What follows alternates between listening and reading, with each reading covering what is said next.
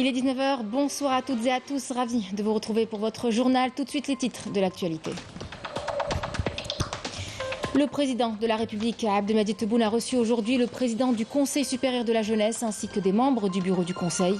Il s'agissait d'exposer le bilan d'activité de l'année écoulée et de renforcer l'exercice de la démocratie participative.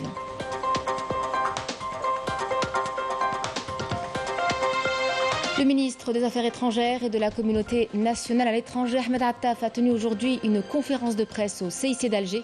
La situation au Niger a été entre autres passée en revue. L'accent a été mis sur la volonté du président de la République d'aboutir à une sortie de crise.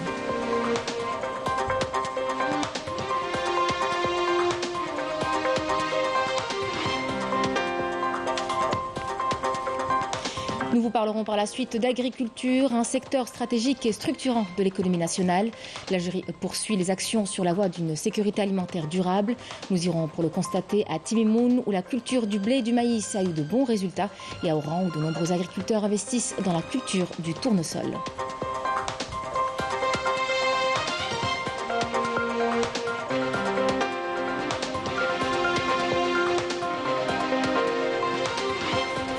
Et nous terminerons dans la région de Tness qui attire de plus en plus d'estivants. La région compte une multitude d'atouts qui font d'elle une destination prisée en raison notamment de ces communes souvent objets de visites touristiques. Et pour cela, toutes les conditions appropriées ont été réunies.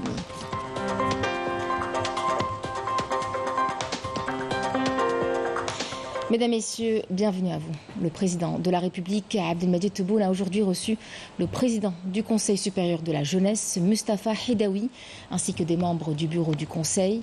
L'audience s'est tenue à la présidence de la République en présence du directeur de cabinet de la présidence de la République, Nader Lahtaoui, et du conseiller du président de la République chargé des affaires juridiques et judiciaires, Boualem Boualem.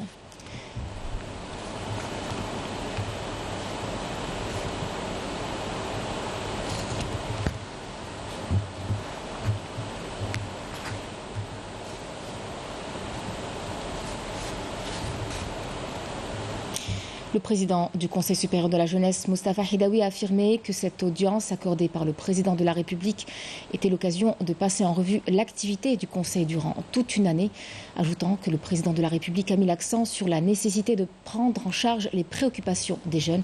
Écoutons-le. J'ai eu l'honneur, ainsi que les membres du bureau du Conseil supérieur de la jeunesse, d'être reçus par le président de la République. L'occasion pour nous d'exposer le bilan de notre activité de l'année écoulée, lors de laquelle le Conseil supérieur de la jeunesse a œuvré à organiser son action administrative.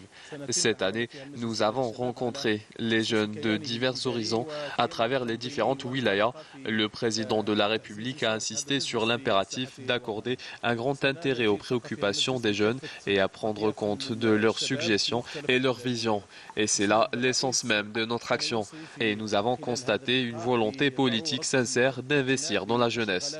À cette occasion, le président de la République nous a appelés à renforcer l'exercice de la démocratie participative à travers les différentes activités que nous organisons au profit des jeunes en vue de leur permettre d'être des membres actifs et participer à la dynamique du pays pour une meilleure prise en charge des préoccupations, des problèmes et des aspirations des jeunes.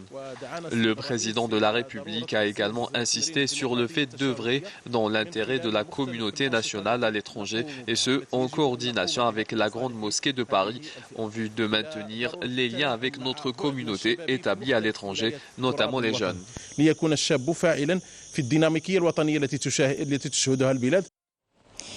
Le ministre des Affaires étrangères et de la communauté nationale à l'étranger, Ahmed Attaf, a tenu aujourd'hui une conférence de presse au Centre international des conférences Abdelatif Rahal, lors de laquelle il a passé en revue la situation qui prévaut dans la région du Sahel de manière générale et au Niger en particulier. Ahmed Attaf a présenté les grandes lignes de l'initiative du président de la République, centrée sur 6 axes pour aboutir à une sortie de crise au Niger. On l'écoute. Renforcement du principe d'illégalité des changements inconstitutionnels. L'Algérie se considère en tant que garant moral et politique du principe d'illégalité des changements inconstitutionnels de pouvoir en Afrique. Deuxièmement, fixer une durée de 6 mois pour la mise en place et la concrétisation d'une solution politique garantissant le retour au système constitutionnel démocratique au Niger. Troisièmement, les dispositions politiques pour sortir de la crise. Le but de ce parcours est l'élaboration des dispositions politiques avec la participation et l'accord de toutes les parties au Niger, sans aucune exclusion. Quatrièmement, les garanties. L'approche politique proposée par l'Algérie se basera sur la présentation de garanties suffisantes à toutes les parties, ce qui permettra la permanence de la solution politique et son acceptation de la part de toutes les parties en action dans la crise et son règlement. Cinquièmement, l'approche participative pour la maîtrise de ces dispositions politiques. Afin d'assurer la sortie de crise, l'Algérie procédera à des consultations soutenues avec toutes les parties concernées qui pourraient participer et aider dans le règlement de la crise par la voie politique ou qui appuieraient les initiatives menées dans ce sens. Sixièmement, l'organisation d'une conférence internationale sur le développement au Sahel.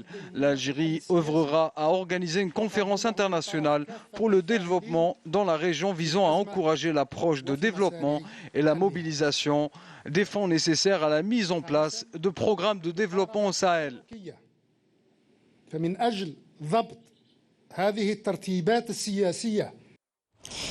Le ministre des Affaires étrangères a mis l'accent sur la volonté du président de la République de prouver qu'il y a bel et bien une solution politique au Niger à travers 5 principes majeurs sur lesquels se base cette initiative. À travers cette initiative, le président de la République vise tout d'abord à prouver que le règlement politique de la crise est très possible. Le président de la République a décidé d'exposer cette initiative devant la communauté internationale, dans un souci de transparence, mais aussi en vue d'avoir le soutien et l'appui nécessaire à cette vision. Le troisième principe est de donner une certaine flexibilité quant à l'adoption de cette initiative en vue de rester ouvert aux propositions et aux efforts de tous, quelle que soit leur origine. Le président de la République a par ailleurs tenu à donner à cette initiative de règlement de la crise une dimension régionale qui est le Sahel. Le cinquième principe est l'ouverture de consultations autour de cette initiative avec tous les frères et les partenaires désireux et déterminés à contribuer à la résolution de cette crise. Intéressons-nous à présent au secteur agricole, un secteur stratégique et structurant de l'économie nationale. Le président de la République lui accorde d'ailleurs une importance particulière puisque l'Algérie a aujourd'hui adopté une politique basée sur une vision prospective approfondie. Il s'agit de consolider les acquis des diverses filières agricoles et poursuivre les actions sur la voie d'une sécurité alimentaire durable. Emel Isleté. Basée sur des données précises et une vision prospective approfondie, la nouvelle stratégie adoptée par l'Algérie vise à assurer la sécurité alimentaire, qui demeure une priorité primordiale face aux multiples défis auxquels le monde est actuellement confronté.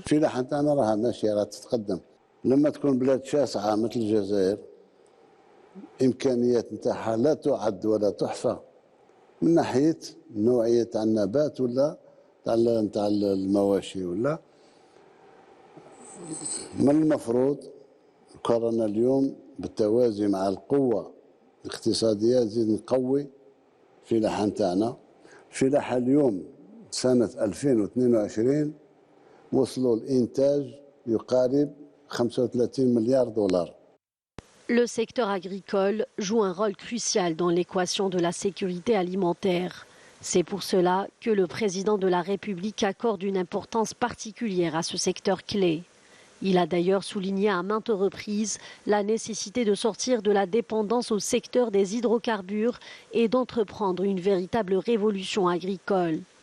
Basée essentiellement sur une approche scientifique moderne en s'appuyant sur une ressource humaine qualifiée, notamment dans les régions à forte production agricole. Les vastes étendues agricoles que compte l'Algérie constituent un défi majeur pour la sécurité alimentaire, avec une superficie totale de terres arables avoisinant les 2 750 000 hectares. En revanche, la superficie du désert dépasse les 2 millions de kilomètres carrés. Le secteur agricole contribue à hauteur de 12,4% du PIB total, tout en garantissant 2,6% de postes d'emploi, soit environ 1 million de postes de travail selon les dernières statistiques.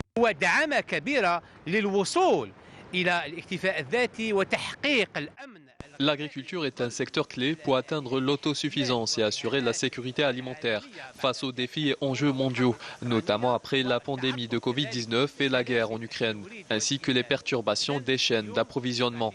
Aujourd'hui, la stratégie du président de la République vise à revitaliser le secteur agricole avec de nombreux plans de soutien et financement destinés aux jeunes Algériens pour entrer dans le monde agricole. En plus de cela, un plan est en cours pour cultiver 3 millions d'hectares dans le désert algérien. L'Algérie s'engage à relever les défis pour atteindre la sécurité alimentaire et assurer l'autosuffisance en adoptant une série de mesures. Cela inclut l'expansion des cultures stratégiques comme le blé, le maïs, les légumineuses, les cultures oléagineuses et les fourrages, sur des périmètres dédiés à ces cultures stratégiques dans les wilayas du sud du pays. Et ce, dans le but d'établir des pôles agricoles axés sur une agriculture intensive et de réduire la facture d'importation.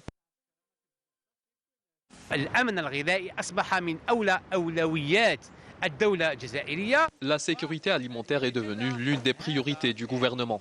Cela se traduit par les nombreuses facilitations et l'accompagnement des agriculteurs et au financement accordé aux investisseurs dans le secteur agricole. Une autre façon d'encourager les agriculteurs à augmenter leur production, la création de l'Office algérien interprofessionnel des céréales, chargé de l'achat de tous les produits agricoles de large consommation dans le but d'assurer un équilibre sur le marché national. Les prix des engrais ont été également subventionnés à hauteur de 50% en raison de leur coût élevé à l'échelle mondiale. L'Algérie déploie ainsi tous les efforts pour garantir la sécurité alimentaire, qui constitue une composante indissociable de la sécurité nationale, grâce notamment aux directives des hautes autorités du pays. Des objectifs escomptés à l'image de ceux atteints dans le grand sud algérien, et ce n'est pas nouveau. Depuis des années, plusieurs wilayas dans le sud du pays se distinguent par une production agricole qualitative. L'exemple ce soir à Timimoun, la culture du blé et du maïs a eu de bons rendements, notamment grâce à l'accompagnement des agriculteurs. Walid Yousfi. Avec plus de 80 quintaux de blé et 100 quintaux de maïs à l'hectare, la wilaya de Timimoun enregistre des résultats positifs de production de cultures céréalières. Dans cette exploitation agricole de la région d'Aougrout, plus de 100 hectares sont justement dédiés à cette culture stratégique. Ici, on plante du blé et du maïs. Nous n'avions que 9 pivots auparavant et là, nous en avons plus d'une centaine. Et ce, grâce aux aides de l'État. Là, nous sommes en train de planter du maïs. Cette année, nous avons une bonne récolte. Là, nous sommes en train de récolter le blé pour planter après du maïs. Quand il faut labourer, on s'entraide mutuellement pour optimiser la récolte. Pour encourager l'expansion des cultures stratégiques, la direction locale des services agricoles poursuit son accompagnement des agriculteurs de la région. La direction des services agricoles de Timimoun est en contact permanent avec les agriculteurs de la région pour les orienter et les accompagner en ce début de saison. Nous avons augmenté les périmètres agricoles dédiés aux cultures stratégiques. Pour cela, une vaste opération d'assainissement du foncier agricole a été lancée par les autorités locales dans plusieurs régions telles que Aougrout et Tinelkouk.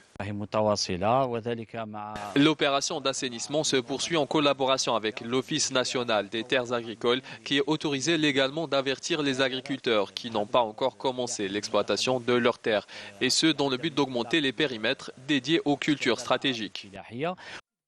De quoi développer les cultures stratégiques et garantir un approvisionnement constant de ce type de denrées au profit de cette région et des wilayas limitrophes.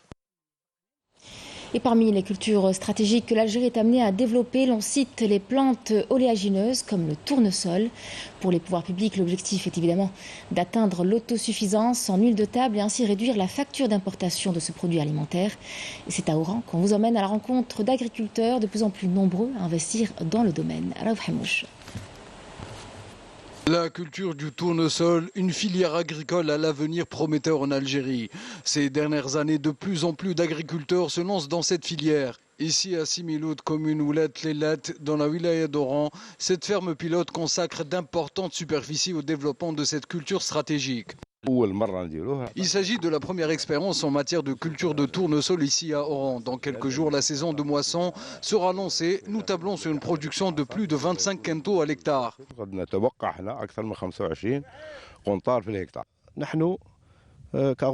niveau de la chambre agricole de la wilaya d'Oran, notre rôle est d'encourager l'agriculteur à optimiser le rendement, sachant que la surface totale consacrée à cette filière est de l'ordre de 127 hectares. 127 هكتار. إيريغاسيون تسحق بزاف الماء هذيك تسحق بزاف وعندنا لي زونغري تانيك ولي تريتمون لازم توجور يكونوا كاينين وفي الوقت باسكو ما تحصيش غرون سيرفاس كيما هذه ما تحصيش لازم تكون دائما بريدون وحارس روحك. Des mesures incitatives ont été prises par les pouvoirs publics pour encourager les agriculteurs désirant investir dans cette filière agricole et leur assurer l'accompagnement technique. Nous tablons sur une production d'environ 3000 quintaux, soit 25 quintaux à l'hectare. Des accords seront conclus entre les agriculteurs et les opérateurs économiques pour la commercialisation du tournesol. L'Algérie mise sur cette filière agricole pour parvenir à réaliser l'autosuffisance en huile de table et à réduire la facture d'importation. C'est aujourd'hui que les enseignants de langue anglaise et d'éducation physique et sportive ont repris leurs fonctions à travers les différentes régions du pays. À noter que c'est la première fois que l'éducation physique et sportive est enseignée au primaire, une démarche qui permettra de découvrir bien plus tôt, les aptitudes physiques des élèves. Et pour renforcer le secteur de l'éducation nationale, dans la wilaya de Naama, 230 nouvelles infrastructures scolaires seront mises en service prochainement, ce qui permettra d'alléger la pression sur le reste des établissements et d'assurer ainsi de meilleures conditions de scolarisation des élèves. Mohamed Bekhada et Melinda Damis. Pour cette rentrée scolaire, la wilaya de Naama se verra renforcée en matière d'infrastructures scolaires. 230 établissements, dont 153 écoles primaires, 50 CEM et 27 lycées seront réceptionnés, répartis sur différentes zones urbaines et rurales de la wilaya. La région de Djilid Bourizg est une région frontalière. Désormais, dans chaque quartier, il y aura des établissements scolaires. Je voudrais remercier les autorités d'avoir assuré cette proximité. Les enfants scolarisés parcouraient de longues distances pour rejoindre les bancs de l'école. Maintenant, ils auront à parcourir une moyenne de 80 mètres pour aller étudier.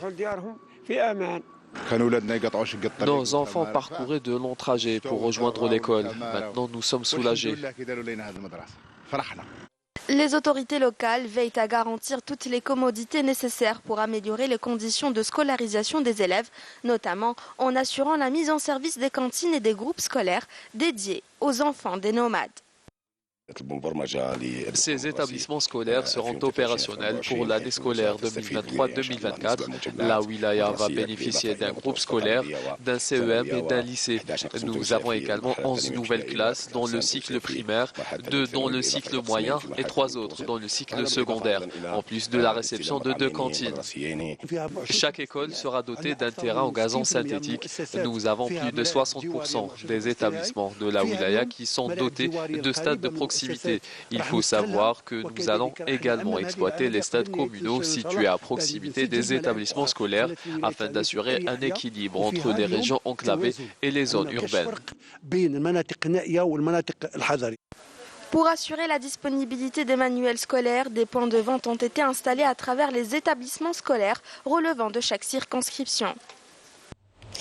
À Bouira, 24 nouveaux stades de proximité sont en cours de réalisation dans différentes communes de la wilaya au profit des jeunes de ces régions. Ce projet d'envergure est très attendu par les populations des localités de la wilaya, aura nécessité une enveloppe financière conséquente de plusieurs centaines de millions de dinars. Walid Yousfi. La réalisation de 24 stades de proximité dans la wilaya de Bouira, c'est le nouveau projet du secteur de la jeunesse et des sports dans la région. Un projet qui touche entre autres les communes d'Arbalou, Chorfa et Raourawa et qui permettra aux jeunes de la région de s'épanouir en pratiquant du sport dans des espaces adaptés au sein de leur quartier. Les jeunes de cette commune attendaient cela avec impatience. Cette année, ils pourront profiter de ce nouveau stade avec gazon artificiel. Nous sommes très contents de ce projet. Les jeunes pourront en profiter pleinement et s'adonner à la pratique du football. C'est un très beau stade. Les travaux vont bon train. Des projets de proximité et de développement visant à améliorer le cadre de vie des jeunes et des moins jeunes. Cette opération a coûté une enveloppe de 670 millions de dinars pour la réalisation des 24 stades de proximité.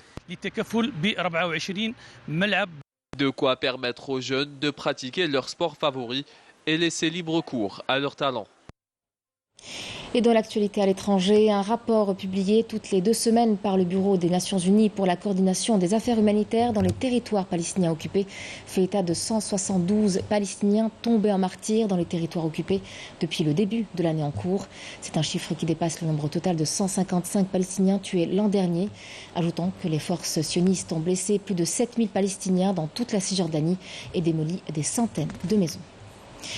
En Grèce, les flammes ravagent depuis plus d'une semaine la forêt protégée de Dadia, considérée comme vitale pour l'économie locale.